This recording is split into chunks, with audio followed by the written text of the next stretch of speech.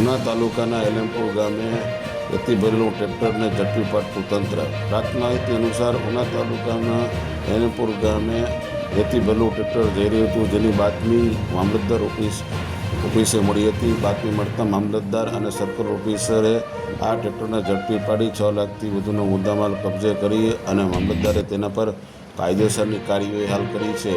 ત્યારે ઉના તાલુકાના દરેક સમાચાર તથા લોકલ સમાચાર જોવા માટે અમારી ઉના ન્યૂઝ ચેનલને સબસ્ક્રાઈબ કરો. આ સમાચાર આપ ફેસબુક પર જોતા હોય તો અમારી આઈડી ફોલો કરો, અને આ સમાચાર જો આપ પબ્લિક એપ પર જોતા હોય તો અમારી આઈડી ફોલો કરો. તથા ધંધાકીય જાહેરાત આપવા માટે અમારો સંપર્ક કરો. દરેક સમાચાર આપના સુધી. ધન્યવાદ.